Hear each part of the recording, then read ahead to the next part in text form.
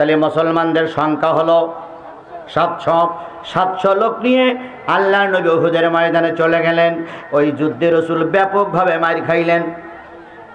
70 জন শাহাদাত বরণ করলো, 70 জন আহত হলো। রাসূল দান মোবারক শহীদ করে ঘরে ঢুকলেন। গোটা মদিনায় এমন কোনো ঘর নাই, এমন কোনো বাড়ি নাই কান্নার রোল পড়েনি। কারোর স্বামী শাহাদাত বরণ করেছে, কারোর বাবা শাহাদাত বরণ করেছে, কারোর ছেলে শাহাদাত বরণ করেছে, কারোর ভাই আহত হয়ে ঘরে ফিরেছেন। আল্লাহর নবী শোনা গেল কুতিলা মুহাম্মদ, কুতিলা মুহাম্মদ, মুহাম্মদ শাহাদাত বরণ করেছে। এই কথা শুনে মদিনার এক নারী ছুটল। বেঁচে থেকে লাভ কি যদি নবী না থাকে, বেঁচে থেকে লাভ কি নবী যদি না থাকে। মহিলা ছুটতেছেন, ছুটতে ছুটতে একজন পুরুষ লোকের সঙ্গে দেখা হলো। পুরুষ লোকটি বলতেছে, ও আল্লাহর বান্দি কই যাও? তোমার আব্বা উহুদের ময়দানে শাহাদাত বরণ করেছে। মহিলা বললেন, আল্লাহর বান্দা, আমার বাবা শাহাদাত বরণ করেছে তো আমার দুঃখ নাই। তুমি বলো রহমতের নবী, দয়ার নবী কেমন আছে? বাবার চাইতে নবীর ভালোবাসা দিলের ভিতরে বেশি ছিল। আর আজকে মুসলমান দলের চাইতে নবীরে ভালোবাসো না। আল্লাহর কাছে মুখ দেখাবা কি করে আমার জানা না। মহিলা ছুটতেছেন। কিছুক্ষণ পর আর এক লোক এসে বলল, ও আল্লাহর বান্দি, তোমার স্বামী শাহাদাত বরণ করেছে। ওই মহিলা বললেন, আমার স্বামী কেমন আছে ওটা আমি জানতে চাই না, বলো তো আমার রসুল কেমন আছে। লোকটা আরো সামনে চললেন। কিছু দূর যাওয়ার পরে একজন বলতেছে, তোমার ভাই শাহাদাত বরণ করেছে। ওই মহিলা ওই লোকটার হাত ধরে বললেন, বলো তো আমার নবী কেমন আছে। এবার মহিলা আরো ছুটতে শুরু করলেন। কিছু দূর যাওয়ার পর কিছু লোক মহিলারা ঘিরে ধরেছে, ধরে বলতেছে, আল্লাহর বান্দি, উহুদের ময়দানে যাচ্ছ, তোমার 2টা কলিজার টুকরা সন্তান উহুদের ময়দানে শাহাদাত বরণ করেছে। আল্লাহর বান্দি ওই বান্দাদের জড়িয়ে ধরে বলতেছো, আল্লাহর বান্দা, আমার বাবা মারা গেছে দুঃখ নাই, আমার স্বামী মারা গেছে দুঃখ নাই। কারণ বাবা মরে গেলে আর একজনকে বাবা ডাকতে পারবো, স্বামী মারা গেছে আর একজনের সঙ্গে বিয়ে করতে পারবো, ভাই মারা গেছে আর একটা ভাই বেঁচে আছে, ছেলে মারা গেছে আল্লাহ দিলে আমার পেট থেকে আবার নতুন করে ছেলে হবে। কিন্তু তোমরা বলো তো আমার নবী মারা গেছে না বেঁচে আছে? ও মুসলমান, তোমাদের কি হলো? কি হলো জাতির? সেই কোরআনের দাওয়াত যারা দেয় তারা ফাঁসির কাস্টে ঝোলে। আর মুসলমান তুমি আনন্দ দেখো, মুসলমান তুমি আনন্দ মিছিল করো, মুসলমান তুমি বাজারের মিষ্টি সব খেয়ে পরিষ্কার করে ফেলো। আল্লাহর কসম কিয়ামতের দিন নবীর দরবারে দাঁড়ানো যাবে না। আল্লাহ রসুল বলেছেন, ফাদলুল আলিমি আলাল আবিদি কাফাদলি আলা আদনাকুম সুম্মা ক্বালা ইন্নাল্লাহা ওয়া মালাইকাতুহু ওয়া হুব্বুল হুদ ওয়া নুমলাতু ফি যুহরিহা লিসাল্লুনা আলা মুআল্লিমুন নাসিল খায়রা। হুজুর বললেন, আমার সাহাবীরা শোনো, তোমরা সাহাবী, আমি নবী, তোমাদের কাছে আমার মর্যাদা যেমন শেষ জামানায় একজন হক্কানি আলেমের মর্যাদা সাধারণ মানুষের কাছে তেমন। ইন্নাল্লাহ, নিশ্চয় আল্লাহ, তার ফেরেশতারা, গর্তের পিপিলিকা, সাগরের মাছ, পৃথিবীর যত কুল কায়নাত আছে, একজন আলেমের জন্য ভালো দোয়া করে কল্যাণ কামনা করে। যেখানে আল্লাহ রসুল, যেখানে আল্লাহর ফেরেশতারা কল্যাণ কামনা করে, সেই দেশে আলেমদের ফাঁসি দিয়ে আমরা আনন্দ মিছিল করি। সেই দেশে আলেমরা যখন মারা যায় আমরা তখন দোকানের মিষ্টি সব খেয়ে ফেলি। আল্লাহর কসম, তোমার মৃত্যুর পরে কোনো চৌকিদারে জানাজা পড়বে না, তোমার মৃত্যুর পরে কোনো ওসি সাহেব জানাজা পড়বে না, এই আলেমরাই জানাজা পড়বে। আলেমদের বিরুদ্ধে মিছিল করবা, আলেমরা আল্লাহর কাছে নালিশ করবে, আল্লাহ এই সেই শয়তান চলে যাচ্ছে, ঠিক মতন বিচার করিও। কারণ এ যখন আমাকে জেলে ঢুকাইছিল আমি কোর্টে গিয়েছিলাম, মামলা নেয় নি, সুতরাং আল্লাহ তোমার কাছে নালিশ করলাম, তুমি বিচার করিও। হুজুরের ভালো দোয়া যদি কবুল হয়, হুজুরের অন্তরের এই খারাপ দোয়াটাও কবুল হবে রে মুসলমান। হুজুর ভরো জেলে, হুজুর ধরো, হুজুর মারো, হুজুর ভরো জেলে, নিজের ঘরে তাকাই দেখো হুজুর তোমার ছেলে। ওরে জঙ্গি ধরো, জঙ্গি মারো, জঙ্গি ভরো জেলে, জঙ্গি ধরো, জঙ্গি মারো, জঙ্গি ভরো জেলে, নিজের দলে তাকাই দেখো জঙ্গি তোমার ছেলে।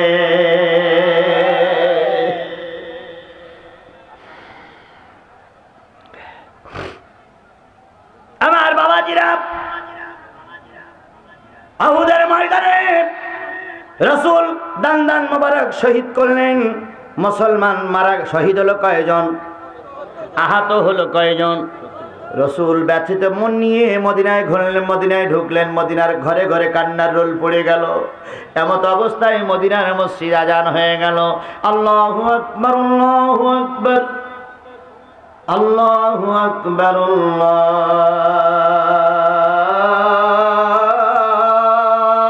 আল্লাহু আকবার, আশহাদু আল্লা ইলাহা ইল্লাল্লাহ।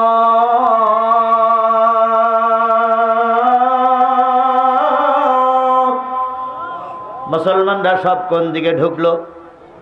মসজিদে নামাজ হয়ে গেল। নামাজের পরে কারোর এখনো মাথার থেকে রক্ত ঝরতেছে, কারোর এখনো হাত ব্যান্ডেজ করা, কারোর এখনো শরীর কেটে গেছে, সোজা হয়ে দাঁড়াতে পারে না।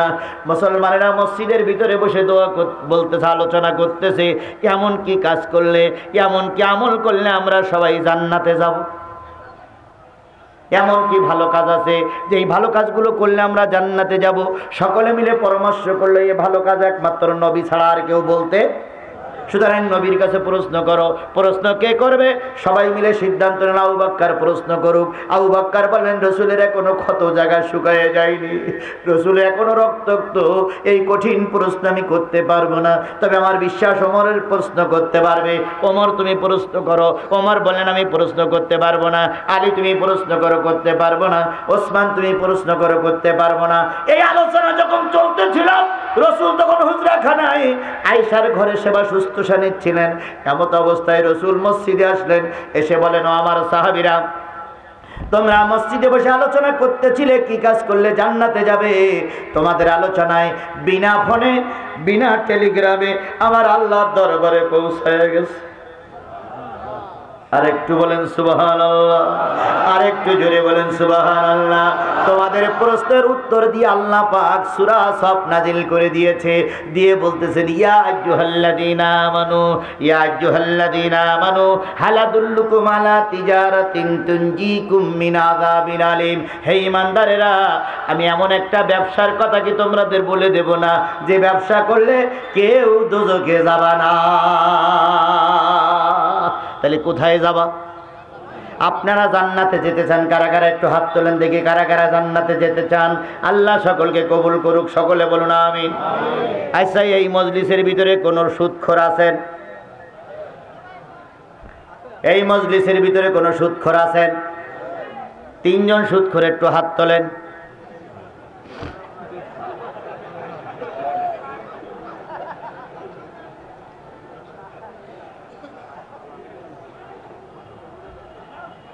একজনও হাত তুলল না। তাহলে সুদখোর নাই।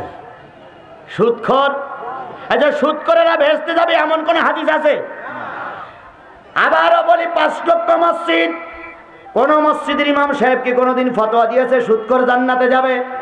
তাহলে ও সুদখোর ভাইরা, সুদ ছেড়ে দাও, কারণ কোন সুদখোর জীবনেও জান্নাত যাবে না।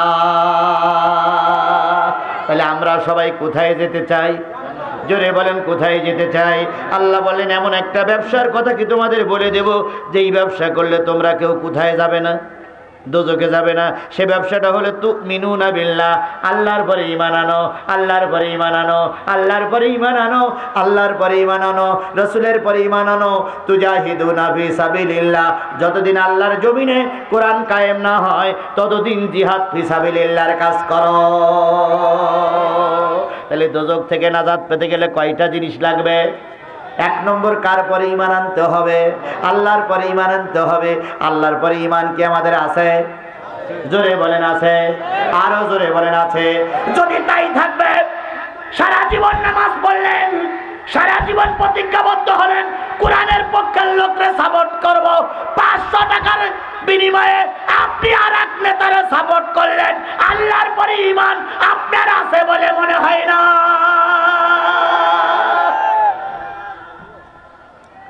এশার নামাজ পড়ি হুজুরির বলে যাচ্ছে, হুজুর এই লোকটা সৎ এবং যোগ্য, এই লোকটা আল্লাহ ভীরু, সারা জীবন 5 ওয়াক্ত নামাজ পড়েছে, আগামীকাল ভোট ওই লোকটারই ভোট দেব।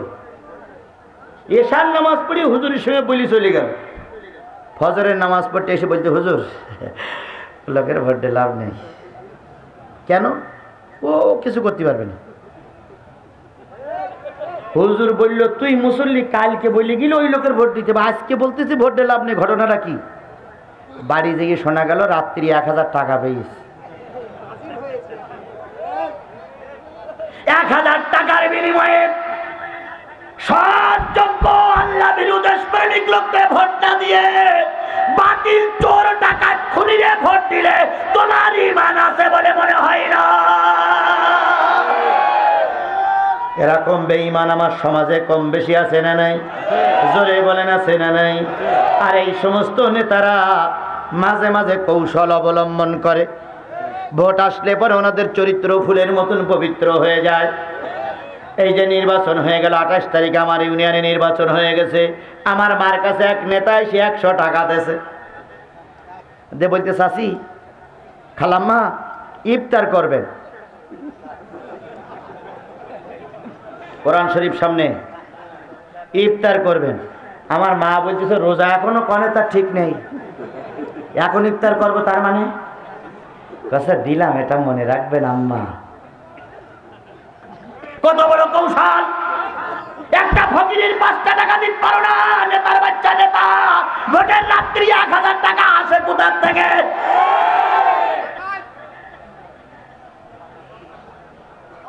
সুতরাং যারা ইমানদার ফাঁসির কাছে ঝোলে কিন্তু বাতিলের কাছে মাথা নত করে না। যারা ইমানদার তারা জীবন দেয়, বাতিলের টাকার কাছে মাথা নত করে না। আবার 2-1 লোক ভয় দেখায়, যদি আমার সাপোর্ট না করিস ভোটের পরের দিন তো ঠ্যাঙের গিরে ছাড়াই ফেলবো। আপনার ঠ্যাঙের গিরে থাকবে কিনা আপনি চেষ্টা করুন। আপনি আমার ঠ্যাঙের গিরে ছাড়াবেন, আপনি রাজপথে পড়ে থাকবেন, আপনার জানাজা পড়া হলো খুঁজে পাওয়া যাবে না। ইতিহাস সাক্ষী দেয়, যারা বেশি জুলুম করেছে মৃত্যুর পর তাদেরও জানাজা পড়া হলো খুঁজে পাওয়া যায়নি।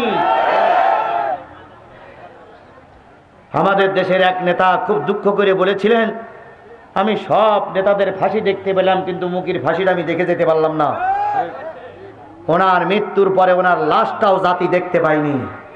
কথা বলেন, কথা বলেন, কথা বলেন।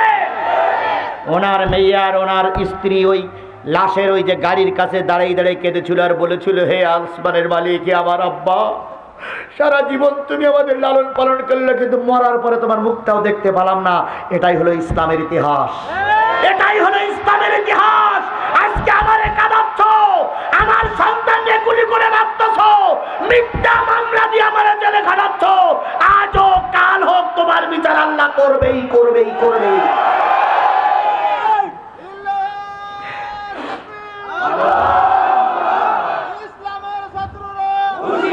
সুতরাং ঈমান আনবেন কার উপরে? জোরে বলেন, আমানতু বিল্লাহ ওয়া মালাইকাতিহি ওয়া কুতুবিহি ওয়া রাসূলিহি ওয়াল ইয়াউমিল আখিরি ওয়াল কদরি খাইরিহি ওয়া শাররিহি মিনাল্লাহি তাআলা ওয়াল বাসি বাদাল মাউত। এই কথাগুলোর পরে ঈমান যে ব্যক্তি আনতে পারবে সেই ব্যক্তি হলো ঈমানদার। আল্লাহ ওই ঈমানদার হওয়ার তৌফিক দান করুক। ওরকম একজন ঈমানদার ছিলেন, নাম হচ্ছেন সোহায়েব রুমি। নাম কি? সোহায়েব রুমি। প্রথম অবস্থায় যারা ইসলাম গ্রহণ করেছিলেন সোহায়েব রুমি ছিলেন তাদের ভিতরে একজন। এই সোহায়েব রুমি রাদিয়াল্লাহু তাআলা আনহু, আল্লাহ নবী যখন মক্কা থেকে হিজরত করে মদিনায় যাবেন, আবু বকরকে যে কায়দায় সংবাদ দেওয়া হয়েছিল, সোহায়েব রুমিকে বলা হয়েছিল, সোহায়েব রুমি রে, মক্কার লোক আমাদের আর চাই না, মক্কা ইসলাম প্রচার মতো করার মতন পরিবেশ নেই, সুতরাং এখন হিজরত করে কোথায় যেতে হবে? মদিনায় যেতে হবে। ভালো করে শোনো রানী শঙ্করের মুসলমানেরা, ভালো করে শোনো ঠাকুরগাঁর মুসলমানেরা, আমি আমার প্রবাদ বাক্য দিয়ে একটা কথা বলি, আমার চাইতে নেতা বড়, আমার চাইতে নেতা বড়, নেতার চাইতে দল বড়, দলের চাইতে দেশ বড়, দেশের চাইতে ইসলাম বড়। আবার বলেন, আমার চাইতে নেতা বড়, নেতার চাইতে দল বড়, দলের চাইতে দেশ বড়, দেশের চাইতে ইসলাম বড়। যে দেশে দেশে ইসলাম নিয়ে টিকে থাকা যায় না, আল্লাহর ভাষায় ওই দেশ থেকে হিজরত করো। আল্লাহ রসুল মক্কায় যখন ইসলাম প্রচার করতে পারলেন না, হিজরত করে কোথায় গেলেন? জোরে বলেন কোথায় গেলেন? সুতরাং তোমার আমার যদি প্রয়োজন হয় দেশ ত্যাগ করে মদিনায় যাওয়া লাগবে। সোহেব রুমিরে বললেন, ও সোহেব, হয়তো মক্কা থেকে হিজরত করে মদিনায় যাওয়া লাগবে। সোহেব রুমি প্রতিদিন রাত্রিতে অপেক্ষায় থাকেন, কখন নবী সংবাদ আসবে, কখন নবী সংবাদ দেবে, আমাদের কখন পালিয়ে যেতে হবে। প্রতিদিন সংবাদের অপেক্ষায় থাকেন। হঠাৎ করে রসুলকে সংবাদ দেওয়া হলো, মক্কা থেকে হিজরত করে মদিনায় চলে যাও। আল্লাহর নবী মদিনার উদ্দেশ্যে রওনা হলেন। আবু বকরকে ডেকে নিয়ে আসলেন। আবু বকরকে বলা হলো, আবু বকর, সোহেব রুমির বাড়ি যাও। আবু বকর সোহেব রুমির বাড়ি যেয়ে দেখে সোহেব রুমি নামাজে দাঁড়ায় আছে। সুবহানাল্লাহ বলবেন না? আরেকটু জোরে বলেন সুবহানাল্লাহ। সোহেব রুমি নামাজে দাঁড়ায় আছে। আবু বকর এসে বলেন, ইয়া রাসূলুল্লাহ, সোহেব তো নামাজে দাঁড়ায় আছে। নবীজি বলেন, আবার যাও। আবু বকর যেয়ে দেখে সোহেব নামাজে দাঁড়ায় আছে, আবার যাও। তিনবার যখন দেখা গেল সোহেব নামাজে দাঁড়ায় আছে, রসুল বললেন, নামাজ ভঙ্গ করো না, চলো আমরা দুইজনে চলে যাই। আল্লাহর নবী আর আবু বকর মক্কা থেকে হিজরত করে ঈমান নিয়ে মদিনায় চলে গেলেন। কাদের ভয়ে? জোরে বলেন কাফের কাদের অত্যাচারে? জোরে বলেন কাদের অত্যাচারে? তাহলে কাফেরের অত্যাচার, কাফেরের অত্যাচারের ভয়ে রাসূল টিকতে পারে নাই। আজকে বাংলার কিছু কাফের মুনাফিকদের কারণে আলেম ওলামারা জেল খাটতেছে। একই দিনই গ্রেফতার হলো, একই সময়ে গ্রেফতার হলো কাজী মোহাম্মদ ইব্রাহিম। আবার একই সময়ে গ্রেফতার হলো পরিমণি। একই সময়ে গ্রেফতার হলে একজন আলেম আর একজন ধ্বংসকারী মহিলা, নষ্টা মহিলা, বাজে মহিলা। কথা বলেন। পরিমণি যখন গ্রেফতার হলো, পাওয়া গেল মদের বোতল। একটা অন্যায়ভাবে জাতীয় পার্টির এমপির বিরুদ্ধে অভিযোগ দায়ের করার কারণে ওই এমপি সাহেব অভিযোগ দায়ের করলো, সে গ্রেপ্তার হলো। আর কাজী মোহাম্মদ ইব্রাহিম গ্রেপ্তার হলো। কাজী মোহাম্মদ ইব্রাহিম রাতে স্বপ্ন দেখেছে বাংলাদেশে একজন ইউসুফের আবির্ভাব হবে। ইউসুফ আলাইহিস সালাম যেমন জেলখানা থেকে বেরিয়ে এসে মিশরে দিন কায়েম করেছিল, আমার দেশের এক ইউসুফ জেলখানায় আছে, উনি বেরিয়ে আসার পরে বাংলাদেশে ইসলাম কায়েম হবে। এ স্বপ্নটা কে দেখেছিলেন? কাজী মোহাম্মদ ইব্রাহিম। আর ও হলো মদ খেয়ে ধরা পড়ল, দুইজন গ্রেপ্তার হলো। ও মদের কারণে গ্রেপ্তার হলো, আর এই স্বপ্ন দেখার কারণে গ্রেপ্তার হলো। আল্লাহর কসম, আল্লাহর কসম, আমার জাতি যেই দেশে 5 লক্ষ মসজিদ আযান হয়, যেই দেশে কোটি বা কোটি মানুষ আযান শুনে ঘুম থেকে জাগে, সেই দেশের একটা রুল আমি বলি, কাজী মোহাম্মদ ইব্রাহিমের জামিনের জন্য নথিটা এখনো পর্যন্ত কোর্টে তোলা হয় নাই। আর পরিমণির জামিন দেওয়া হয়ে গেছে। শুধু জামিন দেওয়া হয় নাই, বলা হয়েছে পরিমণির বাড়ি থেকে যত জিনিস জব্দ করা হয়েছিল সব জব্দ করা মালগুলো পরিমণির বাড়ি পাঠাইয়া দেওয়া লাগবে। তাহলে একজন আলেম কোরআনের কথা বলে গ্রেফতার হয়, জামিন পায় না, আর একজন নষ্টা মহিলা জামিন পায়। এটা আমার দেশ, এটা আমার বাংলাদেশ।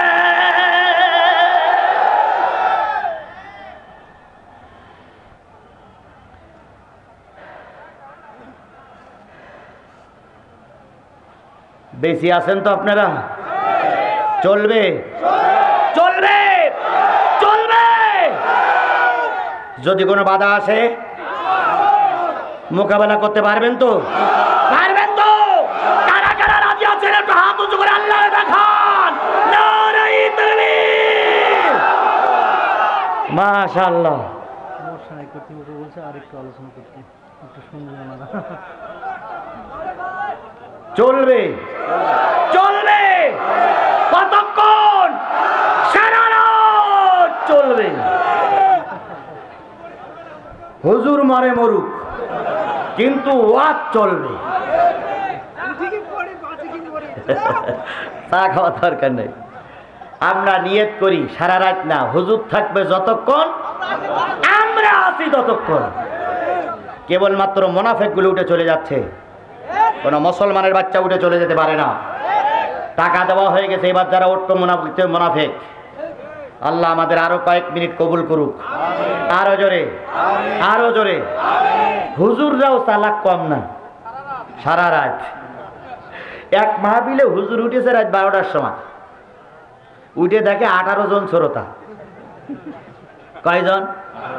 তার ভিতরে 16 জন ঘুমিয়ে পড়িস। ইন্না লিল্লাহি ওয়া ইন্না আল্লাহুম্মা বিইসমিকা আমুতু। 16 জন ঘুমিয়ে পড়ি, মরে গেছে। আর 2 জন খুঁটির গায়ে হেলান দিয়ে ওই চকুলো মাছের মতন পিটপিট পিটপিট পিটপিট করতেছে। তো হুজুর বলতে, ভাই তোমরা এখনো জেগে আছো যে? তো ওই হুজুর আপনার একটু ভাব দেখি। তো হুজুর মনে করতে এই 16 জনের যা না জাগাই দিলি তার ওয়াজ হবে না। ভাই ওদের জাগাই দেন, মোনাজাত হবে। তো ওই তো ওরা তো ঘুমে, জাগাই দেন, মোনাজাত হবে, চলেন মোনাজাত করে বাড়ি যাই। এখন ওদের জাগাই দেশ।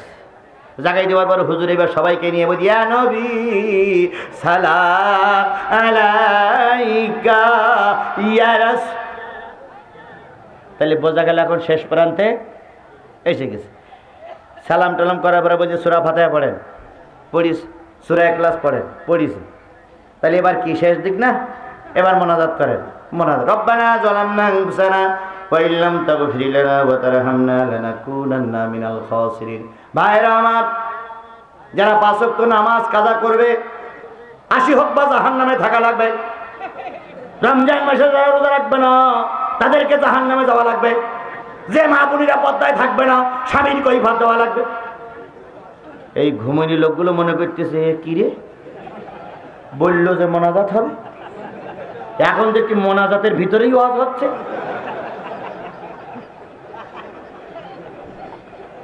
একজন মাঝখান থেকে উঠে বলছে লা ইলাহা ইল্লাল্লাহু। হুজুর বলছে আমার এখনো মোনাজাত শেষ হয়নি, লা ইলাহা ইল্লাল্লাহ বলে ঠেলে উঠলি কেন? কয় হুজুর বুঝেছি ওয়াজের ভিতরে মোনাজাত, মোনাজাতের ভিতরে ওয়াজ হচ্ছে। কিছু কিছু চালাক আছে, কথা বলেন ঠিক না বে ঠিক? কেন চালাক? কমিটি বলেছে হুজুর 2 ঘন্টার নিচে ওয়াজ করলে বলে টাকা দেবো না। হুজুর চিন্তা করে লোক থাক আর না থাক মাইকলা তো থাকবে, ওয়াজ করতে আছে। এরকম ওয়াজ আমি করবো না ইনশাআল্লাহ। আমি আপনাদের নিয়ে মোনাজাত করব। তবে আমি যে বিষয়টার পর আলোচনা করছি এই বিষয়টার পর আলোচনা আরো যদি 10-15 মিনিট হয়, থাকতে রাজি আছেন? রাজি আছেন? আমি ইমানের পর আলোচনা করছিলাম। সোহেব রুমি, রাসূল আর আবু বকর চলে গেলেন, সোহেব রুমি এখনো যেতে পারেন নাই। পরের দিন সোহেব রুমি আবু বকরের বাড়ি, নবীর বাড়ি এসে দেখে আবু বকর ওমর চলে গেছে। আবু বকর ওমরের পরিবারের লোক বলতেছে, সোহেব রুমি রে, রাসূল তোমাকে 3 বার ডাকার জন্য পাঠিয়েছিল, তুমি তো আসলে না, সুতরাং হিজরত করে চলে যাও। সোহেব রুমি যা ছিল তাই ফেলাই দিয়ে কিছু তীর ধনুক নিয়ে মদিনার পথে রওনা হয়ে গেলেন। কাফেরের এবার সংবাদ পেলে রাসূল আর আবু বকর চলে গেছে, সোহেব রুমিও সেই পথে রওনা হয়ে গেছে। প্রতিমধ্যে কাফেরেরা সোহেব রুমিকে ঘিরে ফেললো। ও সোহেব রুমি, মক্কা থেকে হিজরত করে নবীর দলে চলে যাচ্ছ, তোমাকে যেতে দেওয়া হবে না। সোহেব রুমি বললেন, ও আমার জাতি ভালো করে জানো আমি ভালো তীরন্দাজ, আমি যতক্ষণ বেঁচে আছি একটা তীর যতক্ষণ ধনুকের মাথায় থাকবে আমি তোমাদের কাউকে ক্ষমা করব না। এরপর যখন তীর ধনুক শেষ হয়ে যাবে তরবারি দিয়ে আঘাত করব, তরবারি যখন শেষ হয়ে যাবে বন্দুক যুদ্ধে হাতের যুদ্ধে লেগে যাব, হাতের যুদ্ধ যখন শেষ হয়ে যাবে জীবন দেব, তবু বাতিলের কাছে মাথা নত করব না। এর নাম হলো ইমানদার। কথা বলছে তুমি একলা ময়দানে নামো, আল্লাহ তোমার বিজয় দেবেই দেবে। একজন মুজাহিদ কখনো বসে থাকে না, বসে থাকে না, বাধা বিপদ যতই আসুক ভেঙে পড়ে না, বাধা বিপদ যতই আসুক ভেঙে পড়ে না। একজন মুজাহিদ কখনো বসে থাকে না, বসে থাকে না। কাফেরেরা দেখলো যে সোহেব রুমির ইমানের জোর 100 সুবহানাল্লাহ বলেন। ইমানদার 101 জন লোক যদি হয় 10 জন লোকের মোকাবেলা করবে। ইমানদার 10 জন যদি হয় 100 লোকের মোকাবেলা করবে। ইমানদার যদি 100 লোক হয় 1000 লোকের মোকাবেলা করবে। এর নাম হলো ইমানদার। বাংলাদেশে আলেমের অভাব নাই, বাংলাদেশে বক্তার অভাব নাই, কোনো বক্তার নামে কোনো কলঙ্ক নাই, কোনো বক্তার নামে কোনো টার্গেট নাই, নড়িয়ে চড়িয়ে বড় হুজুরের নামেই টার্গেট। কারণ ওরা জানে বড় হুজুর যদি বাইরে আসে, বাংলাদেশের সব নেতাগুলো যদি একজোট হয়, তবুও বড় হুজুরের জনপ্রিয়তার কাছে আমাদের জনপ্রিয়তা টেকবে না, টেকবে না, টেকবে না।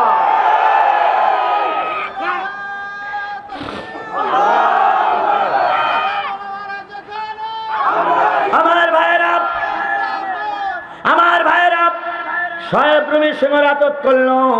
শোয়েব রুমি বললেন, তোমরা যা চাও নিয়ে নাও, তবু আমাকে মদিনায় ফিরে যেতে দাও। এবার শোয়েব রুমির কথার সঙ্গে সত্য দিল, আমার বাড়িতে টাকা আছে, বাড়িতে মাল সামান আছে, সব নিয়ে নাও। কাফেরেরা বলল, কোথায় কোথায় আছে লিখে দাও। লিখে দেওয়ার পরে কাফেরেরা দিয়ে দিল। কাফেরদের কথা কাফেররা নিয়ে নিল। শোয়েব রুমি মক্কা থেকে মদিনায় চলে গেল। রসুল তখন আবু বকরকে নিয়ে খুঁটির গায়ে হেলান দিয়ে গল্প করতেছিলেন। হঠাৎ করে শোয়েব রুমিকে পেয়ে আল্লাহ নবী বুকে জড়াই ধরে বললেন, শোয়েব রুমি রে, জীবনের সব কিছু বিক্রি করে দিয়ে ঈমানকে কিনে নিয়ে চলে আসছো, এটাই তোমার আখিরাতের নাজাতের জন্যই যথেষ্ট। ও আমার জাতি, পৃথিবীর যত সম্পদ পাও না কেন, ওর চাইতে ঈমানের জোর বেশি। সুতরাং আমরা জীবনের সব কিছু পরিত্যাগ করব, ঈমান হারা হব না। তাহলে 1 নম্বর জাহান্নাম থেকে বাঁচতে গেলে কার পরে ঈমান আনতে হবে? 2 নম্বর রসুলের পরে ঈমান আনো।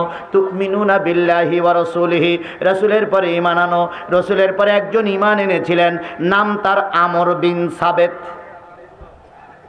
নাম কি? আমর বিন সাবেত। ওমর আর আমর দুইজন কিন্তু এক লোক নয়। ওমর হলো খাত্তাবের ছেলে, আর আমর হলো সাবেত পরিবারের লোক। সুবহানাল্লাহ বলেন। এই আমর মদিনার যুদ্ধ, মক্কার কি বলে, ওহুদের যুদ্ধ যখন হবে, ওহুদের যুদ্ধ যখন হবে, কয়জন কাফের নিয়ে, কয়জন মুসলমান নিয়ে এক মুনাফিক কেটে পড়ল? 300। রসুলের মনটা খারাপ। রসুল মদিনার মসজিদে আসলেন। আবু বকর দেখে রসুলের মন খারাপ। হযরত ওমর দেখে রসুলের চেহারার দিকে কেমন মলিনতা। হযরত ওমর তরবারি বের করে বলেন, ইয়া রাসূলুল্লাহ, ঘরে যখন খাবার থাকে না, ছেলে মেয়েদেরকে মদিনার মসজিদে পাঠিয়ে দেয়। 2 দিন 3 দিন 4 দিন 5 দিন পর্যন্ত আপনার চেহারার দিকে তাকাই থাকলে মদিনার বাচ্চাদের পেটে কোনো ক্ষুধা থাকে না। ইয়া রাসূলুল্লাহ, হযরত আয়েশা বলেছেন, ও আমার জাতি, রসুল ঘরের ভিতরে ঢুকতো, কম্বল মুড়ি দিয়ে রসুলকে ঘুমায় পড়া দিতাম, আর রসুলের ছেঁড়া কাপড়গুলো আমি সেলাই করতাম। সেলাই করতে করতে এক সময় লণ্ঠনের তেল ফুরায় যেত, হাতের সুচ পড়ে যেত। আমি লণ্ঠন হাতের সুচ খুঁজে পেতাম না। রসুলের চেহারার উপর থেকে কম্বলটা সরাই নিতাম। রসুলের চেহারায় যে আলো হয়েছে, অন্ধকার রাত্রিতে আমি সেই আলোয় সুচ খুঁজে পেয়েছি। সেই নবীজির চেহারা মলিন থেকে হযরত ওমর বলেন, ইয়া রাসূলুল্লাহ, কোন বেয়াদব আপনার কষ্ট দিয়েছে? নামটা বলুন, সূর্য অস্তমিত হওয়ার আগে তার কাল্লা আলাদা করে দেব। নবীজি বললেন, ও আমার ওমর, ও আমার আবু বকর, ও আমার আলী, আমারে কেউ কষ্ট দেই নাই, কিন্তু আমি খেয়াল করতেছি আমার দলের একজন লোক 300 লোক নিয়ে কেটে পড়েছে। নাম তার হলো আব্দুল্লাহ বিন উবাই টুপিওয়ালা। আব্দুল্লাহ বিন উবাই মুনাফিক। সুতরাং আমি এখন চিন্তা করছি কি হয়। এবার তোমরা বলো তো, মদিনার এমন কোন যুবক আছে যেই যুবক কালেমা পড়লে ইসলামের উপকার হবে? কেউ কোনো কথা বলে না। একজন পিছন দিক থেকে দাঁড়াই বলেন, ইয়া রাসূলুল্লাহ, একজন যুবকের সন্ধান আমার কাছে আছে, নাম তার আমর বিন সাবেত। এই যুবক এত বড় কঠিন, এই যুবককে লোক ভাড়া করে নিয়ে যায়। ওই যুবক হলো ভাড়াইটে গুন্ডা। ওই যুবককে লোক ভাড়া করে নিয়ে যায়। 2 মাস 4 মাস 6 মাস 8 মাস 1 বছর যুদ্ধ চলে। যখন কোনো যুদ্ধে জয় পরাজয় হয় না, তখন এই যুদ্ধে ভাড়াইটে গুন্ডা আমর চলে যায়। আমর যেদিকে দাঁড়ায়, অন্য শত্রুরা সব ময়দান ছেড়ে চলে যায়। এই আমরের এত বড় শক্তি। এই আমর যদি কোনো গ্রামের ভিতর দিয়ে যায়, ওই গ্রামের গর্ভধারী যদি কোনো সন্তান থাকে, আমরের ভয়ে গর্ভ নষ্ট হয়ে যায়। ওই আমর যে গ্রাম দিয়ে যায়, সেই গ্রামের মানুষ দরজা খোলে না। এত শক্তিশালী আমর। যদি ওরে কালেমা পড়ে মুসলমান বানানো যায়, ইয়া রাসূলুল্লাহ, আমাদের বিশ্বাস এই যুদ্ধে আল্লাহ পাক আমাদের বিজয় দিয়ে দেবে। আচ্ছা বলুন তো, মানুষের পরে তাওয়াক্কুল করবেন না আল্লাহর উপরে তাওয়াক্কুল করবেন? জোরে বলেন, কার উপরে তাওয়াক্কুল করবেন? তবে অনেক সময় মানুষের সাহায্য লাগে। তাওয়াক্কুল তো আল্লাহর পরে করব, তারপরে আমাদের দাওয়াতি কাজ চলবে না বন্ধ থাকবে? আমাদের লোকজন বানানো চলবে না বন্ধ থাকবে? আল্লাহর কসম একটা সুসংবাদ আপনার দিতে পারি, আমি গোটা দেশে সফর করতেছি, গোটা দেশে সফর করতেছি। আগের সপ্তাহে, এই যে সপ্তাহে সফর শুরু হয়েছে, কক্সবাজার থেকে শুরু করে, ঝিনাইদহ থেকে শুরু করে, কক্সবাজার থেকে শুরু করে, তারপরে আপনার কি বলে জয়পুরহাট থেকে শুরু করে, কি বলে পাশে আমি কালকে সফর করেছি নীলফামারী সফর করে এখানে এসেছি। আগামীকাল সফর করবো সিরাজগঞ্জ। গোটা বাংলাদেশে সফর করে যে অভিজ্ঞতা আমার হয়েছে, আল্লাহর কসম, আগামী দিনে যদি সুষ্ঠু নির্বাচন হয়, আগামী দিনে জনগণ যদি তার ভোটাধিকার প্রয়োগ করতে পারে, আর আল্লাহ যদি আমাদের নেতাদেরকে বেরিয়ে আসার সুযোগ দেয়, আগামী সংসদ হবে কোরআনের সংসদ।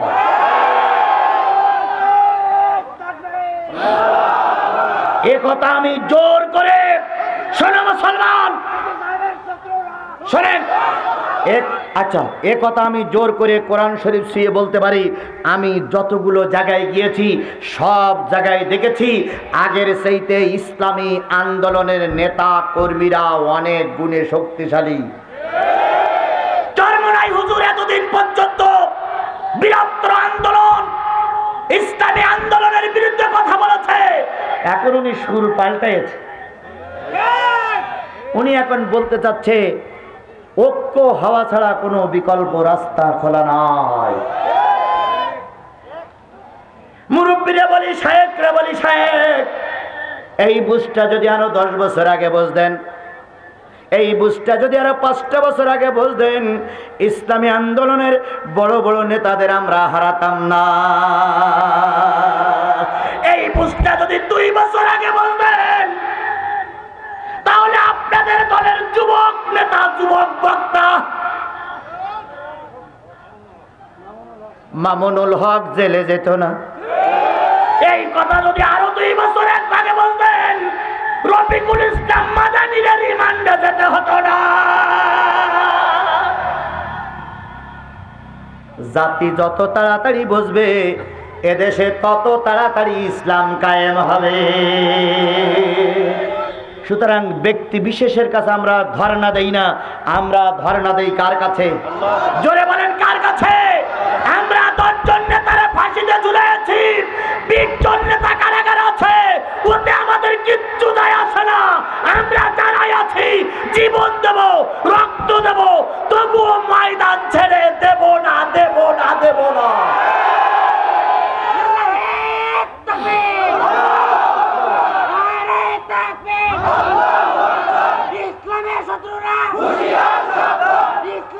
আমার ভাইরা, ভয় পাচ্ছেন আপনারা?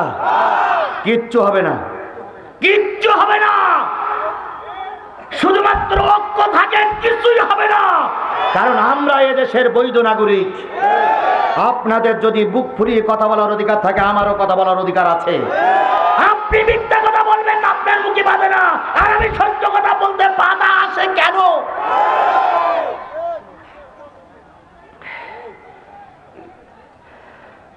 আপনি বললেও চলবে, না বললেও চলবে।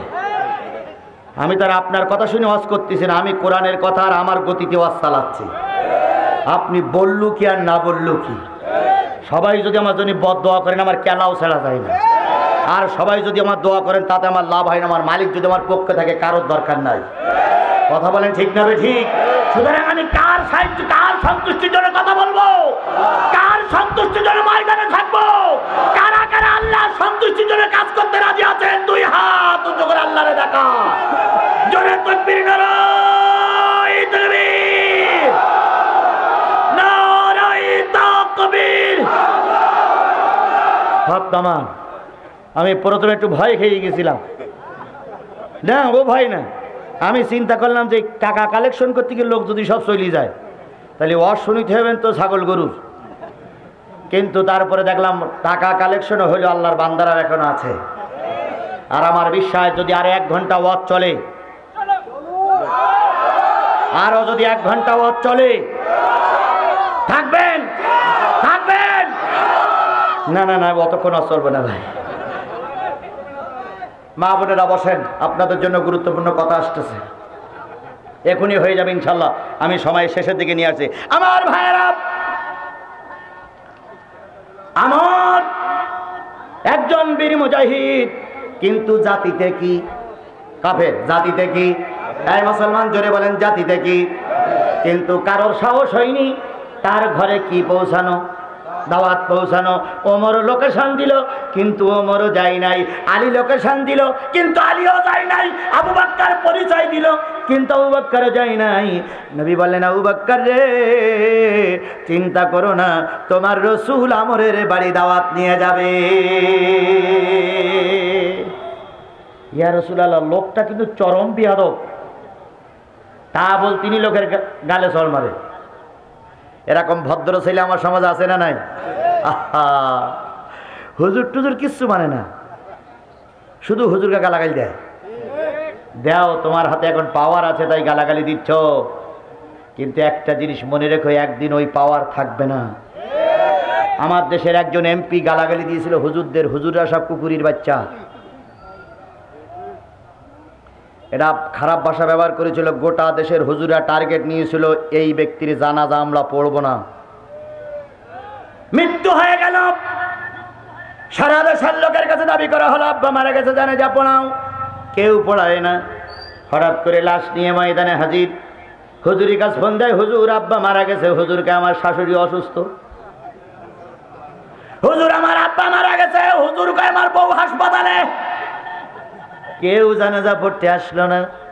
অবশেষে রাস্তা দিয়ে একজন লোক যাচ্ছিলেন, ভ্যানে রিকশায় যাচ্ছিলেন, পাঞ্জাবি পরা, মাথায় পাগড়ি, গোরে গোরে মুকুরুসি, কালা কালা চশমা, চশমা পরা এক হুজুর যাচ্ছিলেন। পুলিশ যেই বলতেছে, হুজুর নামেন। নামেন কেন? নেতা শুয়ে আছে, জানাজা পড়ছে। হুজুর বলছে এই ব্যস্ত, কোনো ব্যস্ত নেই, আগে জানাজা।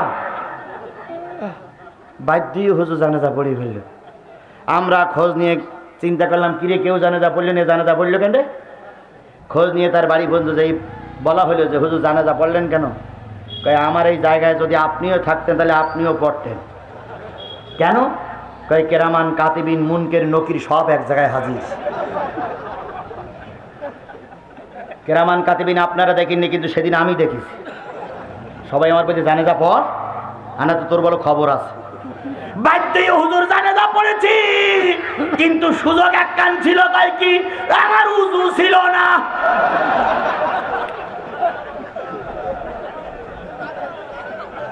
বিনা উজুতে কি হয়েছে? জোরে বলেন, বিনা উজুতে কি হয়েছে? আচ্ছা এবার বলুন তো, ওরকম কাজ আমরাও করতে পারি না, পারি না? আজকে আপনার পাওয়ার আছে, আপনার ক্ষমতা আছে, আপনি আমারে কাঁদালেন, আপনি মরে গেলে আমারে জানাজা পড়তে যখন ডাকবেন, জানাজা পড়বো ঠিকই, কিন্তু দোয়া করব না।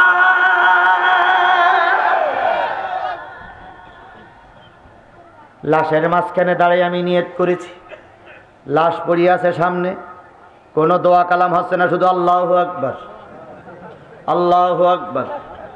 মুদ্দার যদি জানাজার ভাষা দিয়ে জানাজার কাপড়ের মুখ বের করি বলে, হুজুর বলে যে খোকা এ কোন লোকে জানাজা পড়ছি ডাকেছে, কোনো দোয়া কালাম পড়ছি না, শুধু আল্লাহু আকবার আল্লাহু আকবার করতেছে, ইমাম পাল্টা। এই কথা যদি মুদ্দার ব্যক্তি মাথা উঁচু করে বলে, তাহলে ওই মজলিসে আর একটা লোকও থাকবে? শুধু বলবে বাপ ভূত হয়েছে, পালা পালা পালা। খুব তো ক্ষমতার দাপট দেখাও, খুব তো ক্ষমতার দাপট দেখাও। একটা জিনিস মনে রেখো, মরার পরে আলেমদের দোয়া কাজে লাগবে।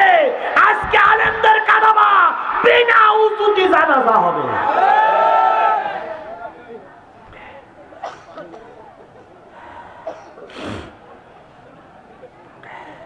আমার ভাইরা, আমর বিন সাবতের কাছে দাওয়াত নিয়ে যাবে কে?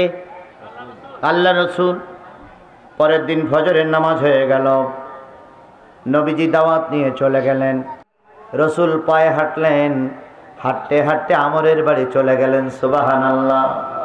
আমরের মা বারান্দায় বসা, 70 ঊর্ধ্ব বয়স। আল্লাহ নবী পিছন দিক থেকে সালাম দিলেন, আসসালামু আলাইকুম ইয়া আহলাল বাইত, আসসালামু আলাইকুম ইয়া আহলাল বাইত, আসসালামু আলাইকুম আহলাল বাইত, ঘরের ভিতরে কে আছো আমার সালাম গ্রহণ করো। বুড়ি ছিল পূর্ব দিকে ফিরে বসা, রাসূল পশ্চিম দিকে দাঁড়ায় আছে। বুড়ি পূর্ব দিক ফিরে বলতেছে, কে কে? আনা মুহাম্মদ ইবনে আব্দুল্লাহ। বাড়ি কোথায়? মক্কায়। কি জন্য এসেছো? দেখা করার জন্য। বুড়ি তখন বলতেছে, আমার ছেলে সারা রাত গুন্ডামি করে এসে ঘুমাইছে, কথা বলবে না। বাইনা যদি করতে চাও বিকেল বেলা এসো। আল্লাহ নবী বললেন, ও বুড়ি, আমি বাইনা করতে আসি নাই, আমি তোমার ছেলেকে কালেমার দাওয়াত দিতে এসেছি। বুড়ি এতক্ষণ কিন্তু ভালো কথা বলতেছিল, মনে করছে ছেলের কাছে 50,000 টাকা কন্ট্যাক্ট করবে। বুড়ি তখন ঘুরিয়ে বলতেছে, কথাটা কি হইল? তুমি কে? আনা মুহাম্মাদুর রাসূলুল্লাহ, আনা মুহাম্মদ ইবনে আব্দুল্লাহ। বুড়ি তখন উঠে দাঁড়ায় বলতে, তুমি কি সেই মুহাম্মদ যেই মুহাম্মাদের কারণে মক্কা মদিনায় যুদ্ধ চলছে? দেখেছেন, এতক্ষণ কিন্তু বুড়ি একরকম বলতেছিল, এবার কিন্তু বুড়ি ঘুরিয়ে বেরিয়েছে। এরাম ঘুরিয়ে বসা বুড়ি পৃথিবীতে আরো আছে না নাই? জোরে বলেন, আছে না নাই? যতক্ষণ পক্ষে থাকে ততক্ষণ হুজুরদের প্রশংসা চলে, যেই বিপক্ষে চলে যায় সেই হুজুরদের দোষের কুল কিনারা থাকে না। মুহাম্মদ সাল্লাল্লাহু আলাইহি সাল্লাম বলেন, বুড়িমা কি বলতে চাও? কই, তুমি কি সেই মুহাম্মদ যেই মুহাম্মাদের কারণে মক্কা মদিনায় যুদ্ধ চলছে?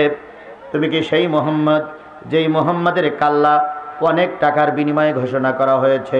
তুমি ফিরে যাও, আমার ছেলে তোমার হাতে কালেমা পড়বে না।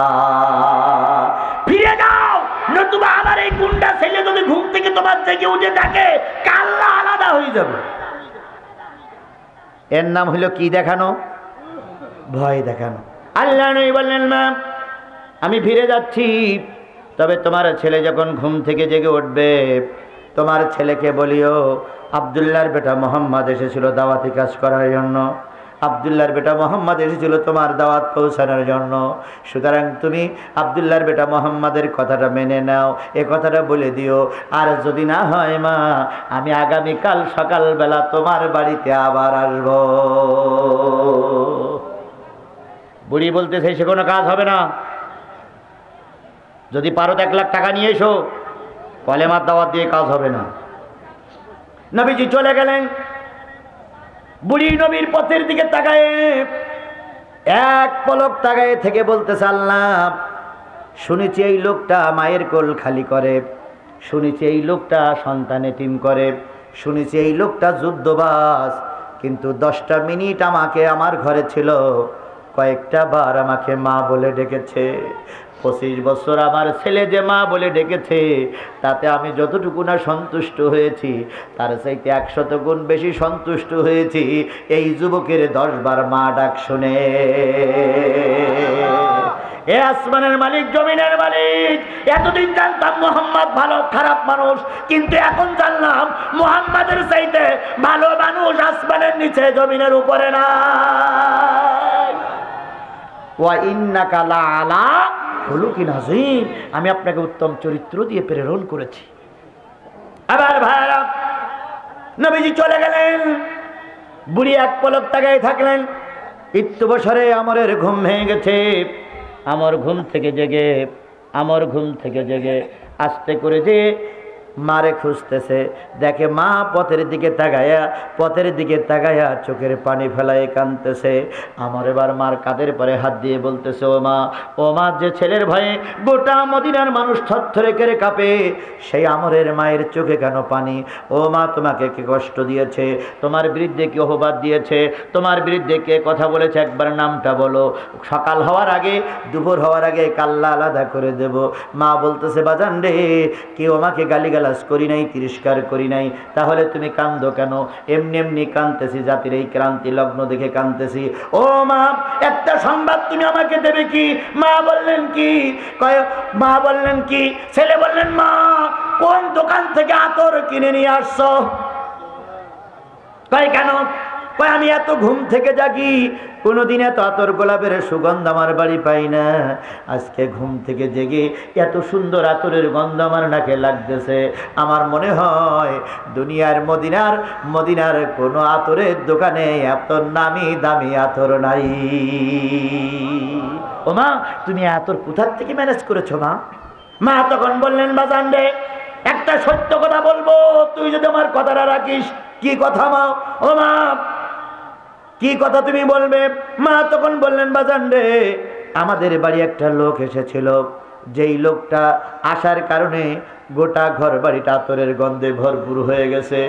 ওই লোকটার পরিচয় তোরে বলবো, কিন্তু ওদা কর, ওই লোকটার কোনো ক্ষতি করবি না। ও আমার মায়েরা, ভালো করে বোঝো, তোমার সন্তানকে রাসূলের পথে দাও, দিনের পথে দাও। তোমার সন্তান আর তোমার স্বামী যদি নামাজি হয়, তোমার পরিবারটা হবে জান্নাতি পরিবার। শুধু আর শুনলে চলবে না মা, 5 ওয়াক্ত নামাজ পড়ো, শরীয়তের হুকুম হাকাম মেনে চলো, স্বামীরে দিনের পথে লাগাও, ছেলেরে দিনের পথে লাগাও, তুমিও দিনের পথে আসো।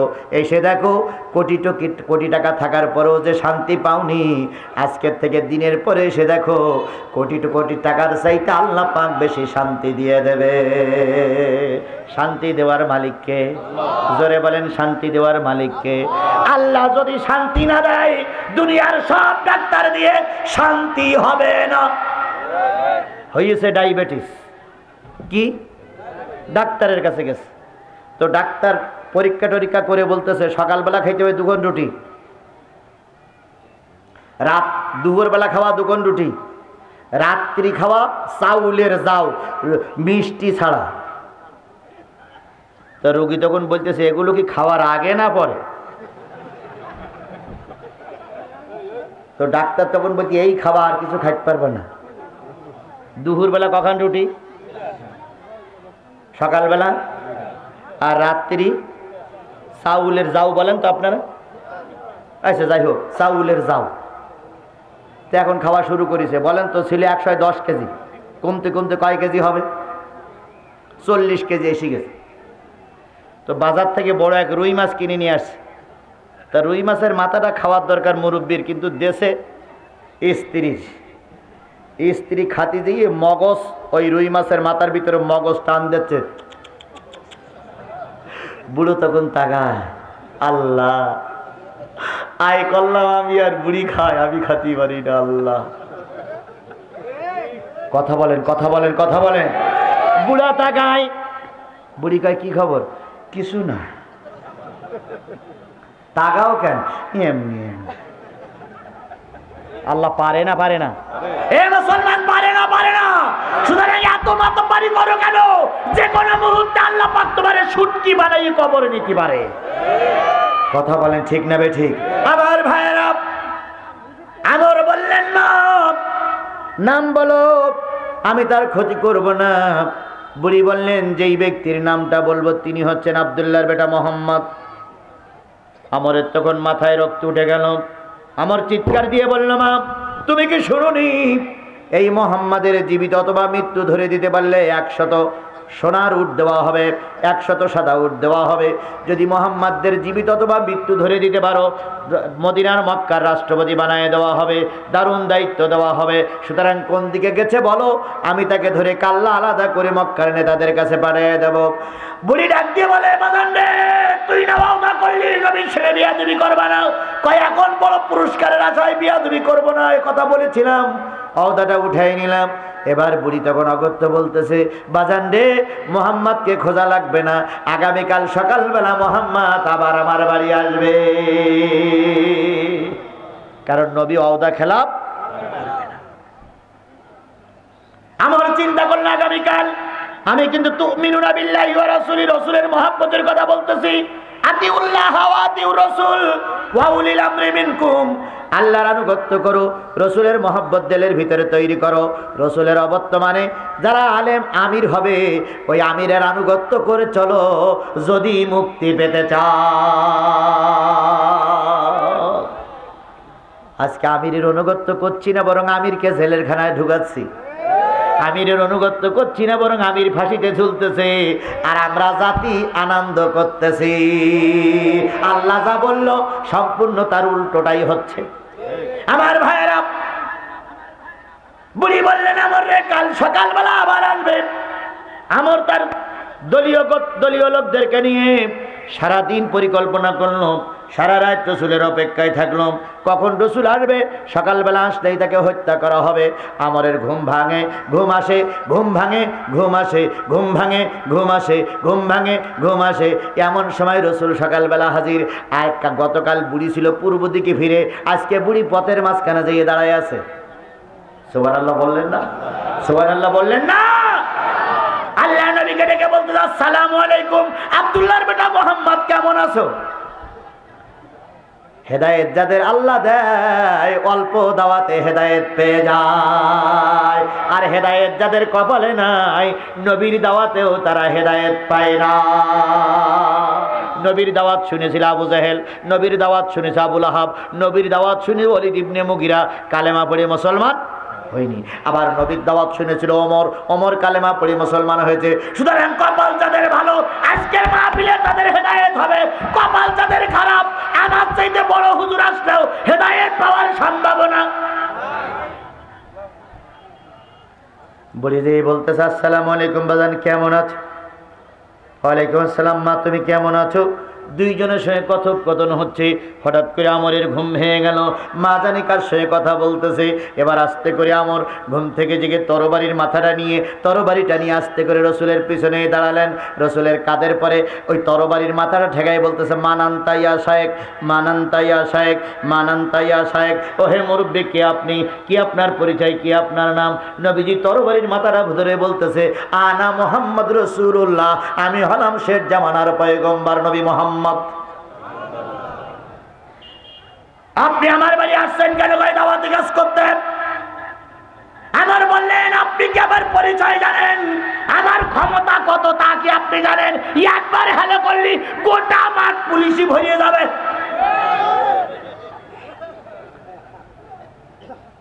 একবার হ্যালো করলে আপনার দুই পা কেটে নেবে, একবার হ্যালো করলে রাজপথে আপনার ক্রস ফায়ারে মেরে দেবে। হুজুর হুজুর হুজুর মাহফিল করে বাড়ি যাচ্ছে, রাজপথে বন্দুক যুদ্ধে মারা যাবে। হুজুর আপনি জানেন আমি সেই লোকের লোক, আপনি জানেন আমার হ্যালোর কত জোর। নবী বললেন, আমর রে ভয় দেখায়ও না, তোমার চাইতে বড় জোরের আর একজন আছে, তিনি আমার আল্লাহ। আমর তখন অহংকার করে বলছে, তাহলে আল্লাহরে ডাকো দেখি তোমার আল্লাহ কি করে ঠেকায়। আল্লাহ রাসূল তখন একটা আয়াত বললেন, ইন্নাল্লাযীনা ইয়াকফুরুনা বিআয়াতিল্লাহ ওয়া ইয়াকতুলুনা আন-নাবিয়্যিনা বিগাইরিল হক ওয়া ইয়াকতুলুনা আল্লাযীনা ইয়া'মুরুনা বিল কিসতি মিনান নাস ফাবাশশিরহুম বিআযাবিন আলীম। নিশ্চয়ই যারা নবীদের নিশ্চয়ই যারা কোরআনের কোন একটা আয়াত অস্বীকার করে ওরা হলো কাফের। নিশ্চয়ই নবীদের যারা হত্যা করেছে ওরাও কাফের। নিশ্চয়ই কোরআনের দাওয়াত যারা দেয়, রাসূলের পক্ষে যারা আহ্বান করে, এদেরকেও যারা গুলি করে মারে, এদেরকেও যারা বিনা কারণে ফাঁসিতে ঝুলায়, আল্লাহর ভাষায় এরাও কাফেরের বাচ্চা, কাফের।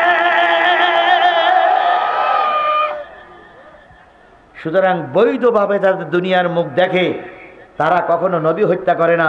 তোমার মার কাছে শুনে দেখো তো, তোমার জন্মটা বৈধ না অবৈধ? জাগায় বল। দেখেন রসুলের কি হিকমত। রসুল কোন বিশ্ববিদ্যালয়ে পড়েছিল? রসুলের কামেল পাশার সার্টিফিকেট কয়টা ছিল? একটাও ছিল না। কিন্তু রসুলের কি বুদ্ধি যে তুমি তোমার মায়ের কাছে শুনে দেখো, বৈধ বাপ দ্বারা যারা জন্ম হয় তারা রসুল হত্যা করতে পারে না, পারে না, পারে না। মা তখন বলতেছে, বাজান আমি তো যতটুকু জানি তোর বাপ বৈধ, সুতরাং তুই তো নবী হত্যা করতে পারিস না, তরবারি ফেলাই দে। আরো জোরে। ওই রকম মা যদি আজকে আমার ঘরে তৈরি হয়, বাংলাদেশ হবে কোরআনের দেশ। ওই রকম মা যদি ঘরে ঘরে তৈরি হয়ে যায়, আপনার ছেলে হবে কোরআনের রাজপথের লড়াকু সৈনিক। ও যুবক, তোমার দিকে কোরআন তাকাইয়াছে, তোমার দিকে আমরা তাকাই আছি, তোমার দিকে 17 কোটি মুসলমান জাতি তাকায় আছে। তুমি কোরআনের পথে আসো, বাংলাদেশ হবে কোরআনের দেশ। কথা বলেন ঠিক না বেঠিক? কারণ যুবকেরা ইচ্ছা করলে সমাজ পরিবর্তন করতে পারে, যুবকেরা ইচ্ছা করলে একটা সমাজকে সর্বনাশের দিকে ঠেলে দিতে পারে। তরবারি ফেলাই দাও, তরবারি ফেলাই দিলেন। আল্লাহ নেই বলেন আমার আগামীকাল উহুদের ময়দানে যাব। 300 লোক নিয়ে আব্দুল্লাহ বিন উবাই ইবনে সুলুল কেটে পড়েছে। মুসলমানদের সংখ্যা এখন দুর্বল হয়ে গেছে। যদি পারো উহুদের ময়দানে এসো। দাওয়াত দিয়ে গেলাম। কি করে গেলাম? দাওয়াত দিয়ে গেলাম। ওমা আলাইনা ইল্লাল বালাগ, আমার দায়িত্ব পৌঁছানো, হেদায়েত দেওয়া না দেওয়ার দায়িত্ব কার? আমি দায়িত্ব দিয়ে চলে গেলাম। নবী যখন চলে গেলেন আমর তখন বললেন, যতই মিষ্টি কথা বলো আমার কলেমা পড়বে না। পড়ো আর না পড়ো তোমার ব্যাপার, আমার দায়িত্ব শেষ। নবীজি চলে গেলেন। আমর আর আমরের মা ঘরে চলে আসলো। পরের দিন সকালবেলা ঘুম থেকে জেগে আমরের মা বারান্দায় বসে বসে মুরগি জবাই করলে, হাট জবাই করলেন, কবুতর জবাই করলে যেমন ছটফট করে আমরের মা ছটফট করতেছে। আমার ঘুম থেকে জেগে বলতেছে, মা কি হয়েছে তোমার, ছটফট করো কেন? আমরের মা বলতেছে, আমর রে, নবীজি যুদ্ধের ময়দানে চলে গেছে। 2 দিন আমাকে মা বলে ডেকেছে, আমার প্রাণটা জুড়িয়ে গেছে। যদি আজকের যুদ্ধে আল্লাহর নবী শহীদ হয়ে যায় আর তুমি যদি যুদ্ধের ময়দানে না যাও, আল্লাহর কসম আমি তোমার সন্তান বলে পরিচয় দেব না। আমরের বিবেকে সাড়া দিল, বিবেকে টনক নড়ল। আমর ঘোড়া নিয়ে চলে গেল মদিনায়। মদিনায় যে একটা গলি দিয়ে ঘুরতেছে, ঘুরতে ঘুরতে দেখে একদল নারীরা বাচ্চাদের কোলে করে নিয়ে বসে আছে। নারীও কান্দে, বাচ্চাও কান্দে। ছোট ছোট বাচ্চাগুলো স্তনে মুখ লাগায় না। হযরত আমর দাঁড়ায় বললেন, ও মদিনার যুবতীরা তোমরা কেন কান্দো? আর এই বাচ্চাগুলো কেন দুধে মুখ লাগায় না? ওই যুবতীর নারীগুলো বলল, কে গো যুবক, কি তোমার নাম, কি তোমার পরিচয় আমাদের জানা নাই? তুমি কি শুনুনি আল্লাহ রাসূল যুদ্ধের ময়দানে গেছে? কয় তা তো শুনেছি। কয় ভালো করে শোনো, ঘরে যখন খাবার থাকে না, বাবা মা দুইজনে যখন খাবার জোগাড় করতে পারি না, এই ছোট্ট বাচ্চাগুলোরে মদিনার মসজিদে পাঠিয়ে দেই। 2 দিন 3 দিন 4 দিন 5 দিন পর্যন্ত রসুলের চেহারার দিকে তাকাই থাকলে ওরা খাওয়ার জন্য কোনো কান্নাকাটি করে না। আজকে রসুল যুদ্ধের ময়দানে গেছে, ছোট্টগুলো বাচ্চাগুলো নিয়ে যায় নাই, আমাদের মতন নারীগুলো নিয়ে যায় নাই। ওই বাচ্চারা রসুলের মহব্বতে স্তনে মুখ লাগাচ্ছে না, সুতরাং আমরা তাদের জন্য কাঁদতেছি। আমর চলে গেলেন আরো একটু দূরে, মদিনার মসজিদের সামনে যেয়ে দেখে একদল বুড়া মানুষ যারা যুদ্ধের ময়দানে যেতে পারে নাই, ওরা কাটা কবুতরের মতন ছটফট করতেছে। আমর জিজ্ঞেস করলেন, বুড়োরা কান্দো কেন? বুড়োরা বলতেছে, তুমি কি জানো না রসুল যুদ্ধের ময়দানে গেছে, রসুল আমাদের যুদ্ধে নিয়ে যায় নাই, রসুলের মহব্বতে কাঁদতেছি। আমরের বিবেকে সাড়া পড়লো। যেই নবীকে ছোট্ট শিশুরা বুঝলো, যেই নবীরে বুড়ো মানুষ বুঝলো, যেই নবীর অবলা সরলা নারীরা বুঝলো, আমি আমর কেন সেই নবীরে চিনলাম না? আমর ফিরে আসলেন, এসে বললেন, বা তোমার আমর উহুদের ময়দানে যাবে। কপাল যাদের ভালো হয় এভাবেই হেদায়েত পায়, আর কপাল যাদের খারাপ হয় সারা দুনিয়ার মৌলবী দাওয়াতি কাজ করলেও তাদের কপালের পরিবর্তন। আমার ভাইরা, আমর গেলেন নিজের ঘরে, যুদ্ধের পোশাক পরলেন, ঘোড়াশালার থেকে ঘোড়া নিলেন, তরবারি নিলেন। এরপরে আমর যখন ময়দানে যাবেন বলে মার কাছে আসলেন, মা সামনে এসে বলতেছে, আমর রে, যুদ্ধের ময়দানে গেলে শক্তি লাগে, যুদ্ধের ময়দানে গেলে বাহুতি বল লাগে, সারা রাত কিছু খাস নাই, সারাদিন কোথায় মা, যুদ্ধের ময়দানে যাওয়াটা খেয়ে যা, নতুবা বল পাবি না। আমর তখন মাকে জড়াই ধরে বলতেছে, মা তুমি না কালকে বলেছিলে নবী সেই আমার চাইতে তুমি নবীরে বেশি ভালোবাসো? ও মা, তুমি না বলেছিলে যে নবী যদি মারা যায় তুমি আমার সন্তান বলে পরিচয় দিবে না? এখন যদি তোমার হাতে নাস্তা খেতে যাই আর এর ভিতরে যদি রাসূল শহীদ হয়ে যায়, আমি আল্লাহর দরবারে মুখ দেখাতে পারবো না। তোমার নাস্তা নিয়ে তুমি ঘরে থাকো, আমি উহুদের ময়দানে চললাম, যদি বেঁচে থাকি নাস্তা করব, নতুবা আল্লাহ জান্নাতের সিঁড়ি দিয়ে নাস্তা করাবে। আল্লাহ পাক আমরের হেদায়েত দিয়ে দিলেন, সুবহানাল্লাহ বলেন। আমর যুদ্ধের ময়দানে গেলেন, যেই দেখে তুমুল বেগে যুদ্ধ চলতেছে, কালো কাপড় দিয়ে আমরের শরীর ঢাকা। আমার নবীজির পিছনে দাঁড়ালেন, ইয়া রাসূলুল্লাহ গোস্তাকি মাফ করবেন, আপনার আমর যুদ্ধের ময়দানে এসেছে, নবীজি বলেন, আমর রে তাকায় দেখ, উহুদের ময়দানে বড্ড দেরি হয়ে গেছে। উহুদের ময়দানে আমার চাচা আমির হামজা শাহাদাত বরণ করেছে। আমির হামজার বুকের পরে ন্যাংটি বুড়ি বসে গেছে। আমির হামজার বুকের পরে সুটকি বুড়ি বসে গেছে। আমির হামজার বুকের পরে ন্যাংটি বুড়ি বসে গেছে। ওই ন্যাংটি বুড়ির নাম কি? হিন্দা। হিন্দা শরীরের কাপড় খুলে ফেলেছে, মাথার ঘণ্টা খুলে ফেলেছে, সমস্ত শরীরের কাপড়গুলো খুলে ন্যাংটি হয়ে আমির হামজার বুকের পরে চড়ে বসেছে। আমির হামজার বুকটা চিরে ফেলেছে, কলিজাগুলো বাহির করে ওই ন্যাংটি বুড়ি চিবায়ে চিবায়ে কলিজাটা বের করে হিন্দা চিবাচ্ছে আর বলতেছে, বদরের যুদ্ধের প্রতিশোধ নিলাম, বদরের যুদ্ধের প্রতিশোধ নিলাম, বদরের যুদ্ধের প্রতিশোধ নিলাম, আবু জেহেল হত্যার প্রতিশোধ নিলাম। ও আমার আমর, যদি একটু আগে আসতে, আমার বিশ্বাস আমার প্রিয় চাচা আমির হামজা শাহাদাত বরণ করত না। আমর বলেন, ইয়া রাসূলুল্লাহ দোয়া করুন, আমি যুদ্ধের ময়দানে চললাম। নবী পিছন দিক থেকে কাপড় টেনে ধরে দিয়ে বলতেছে, আমর রে যুদ্ধের ময়দানে যাওয়ার আগে কালেমাটা পড়ে যাও। এই যুদ্ধে যদি শহীদ হয়ে যাও, আমি নবী তোমার জন্য জান্নাতের জিম্মাদার। وعن أبي هريرة رضي الله تعالى عنه قال قلت يا رسول الله أي الأعمال الأفضل। হযরত আবু হুরায়রা থেকে বর্ণিত, তিনি বলেন, ইয়া রাসূলুল্লাহ সবচেয়ে উত্তম আমল কোনটি, ভালো আমল কোনটি? নবী বলেন, আল্লাহর পরে ঈমান আনো। তারপরে কোনটি? রসুলের পরে ঈমান আনো। তারপরে কোনটি? জিহাদ ফি সাবিলিল্লাহর কাজ করো, জান দিয়ে মাল দিয়ে। ইয়াগফির লাকুম যুনুবাকুম, যদি জান আর মাল দিয়ে আল্লাহর রাস্তায় জিহাদ করো, জীবনের সব গুনাহ কি হয়ে যাবে? জোরে বলেন কি হয়ে যাবে? আরো জোরে বলেন কি হয়ে যাবে? আর আল্লাহ পাক মাফ করে দিবেন। ওয়াইদখিলুকুম জান্নাতিন তাজরি মিন তাহতিহাল আনহার, সেই জান্নাতের ভিতরে তোমাদেরকে প্রবিষ্ট করবেন, যেই জান্নাতের তলদেশ ঝর্ণাধারা প্রবাহিত হয়, এমন জান্নাত তোমাদের দিয়ে দেবেন যদি তোমরা জান আর মাল দিয়ে আল্লাহর দিন কায়েমের জন্য আল্লাহর পথে এসো, আল্লাহর পরে ঈমান আনো, রসুলের পরে ঈমান আনো। আর যতদিন দিন কায়েম না হয় ততদিন চেষ্টায় থাকো, জিহাদের পথে থাকো। আল্লাহ এই অবস্থায় মৃত্যু দিলে সমস্ত গুনাহ মাফ হয়ে যাবে। সুতরাং যাবার আগে কি পড়ে যাও? কালেমা পড়ে যাও। আমার বললেন তাড়াতাড়ি পড়ে দেন, সবাই নাই। আমার কালেমা পড়লেন, উহুদের ময়দানে চলে গেলেন, অগণিত কাফেরের মোকাবেলা করে আমরও শাহাদাত বরণ করলেন। আমর শাহাদাত বরণ করলেন, আমর শহীদ হয়ে গেল। যুদ্ধ শেষ হয়ে গেল। রসুলের কাছে জিবরিল এসে সংবাদ দিলেন, এই যুদ্ধে 70 জন সাহাবী মারা গেছে, 70 জন মুসলমান মারা গেছে। নবীজি আহত অবস্থায় সাহাবীদের গুনতে বললেন, গুনে গুনে 69 জন পাওয়া যায়, আর একজন পাওয়া যায় না, আর একজন পাওয়া যায় না। নবী বলেন, আল্লাহর ফেরেশতা জিবরিল বলেছে 70 জন মারা গেছে, তোমরা 69 জন খুঁজতেছ, আর একজন পাওয়া গেল কই? নবীজি বলেন, ওই যে পাহাড়ের পাদদেশে অনেকগুলো তীর দেখা যায় লোকটাকে।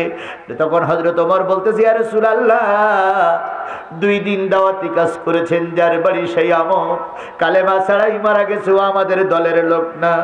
নবীজি আমরের মাথার কাছে গেলেন, যেই বলেন, আবু বকর রে আমরের মুখে একটু চুমা খাও, আমরের ঠোঁটে একটু মুখ লাগাও। আবু বকর বলেন, ইয়া রাসূলুল্লাহ কোন কাফেরের মুখে আমার মুখ লাগাইতে দিবেন না।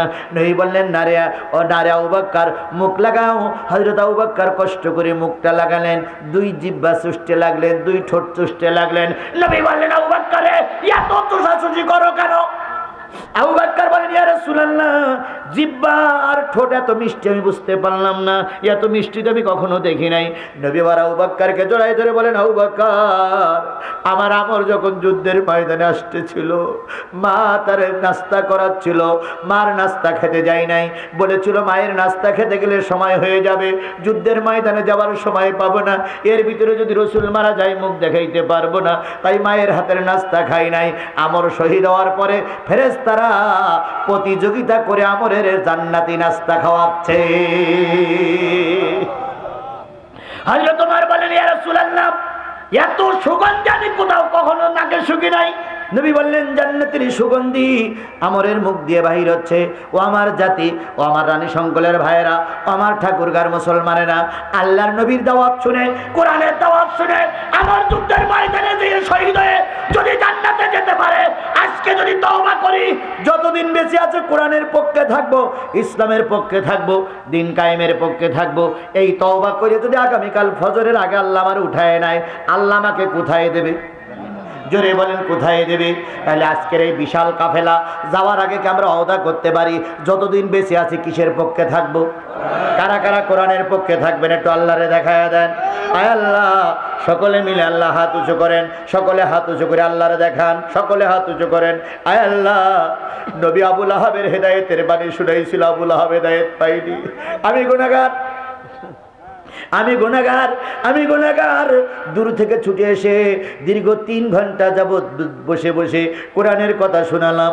আয় আল্লাহ, সবাইকে তুমি কোরআনের সৈনিক বানায়া দাও। যতদিন বেঁচে আছি কোরআনের পক্ষে থাকার তৌফিক দিয়ে দাও। কোরআনের বিপক্ষে যারা থাকবে আমরা তাদের সঙ্গে থাকবো না। হাত নিচে নামা। আমরা কার কাছে ওয়াদা করলাম? এই ওয়াদার পরে যদি টিকে থাকতে পারেন আর 5 ওয়াক্ত নামাজ যদি পড়তে পারেন, সত্য কথা যদি বলেন, মিথ্যার আশ্রয় যদি না করেন, কারণ আমানতের খেয়ানত যদি না করেন, আমি আজিজুল সাদা কাগজে লিখে দিতে পারি, আপনার যদি আগামী কালকে ফজরের আগে মৃত্যু হয়, আল্লাহ আপনাকে জান্নাতের মেহমান বানিয়ে দেবে। আসুন আমরা সেই জান্নাতি মেহমান হয়ে আগামী দিনগুলো কোরআন হাদিসের পক্ষে থাকার জন্য নিয়ত করে আজকের মাহফিল থেকে বিদায় নেওয়ার জন্য চেষ্টা করি। আল্লাহ পাক সকলকে কোরআনের পক্ষে কবুল করুক। আরো জোরে, আরো জোরে।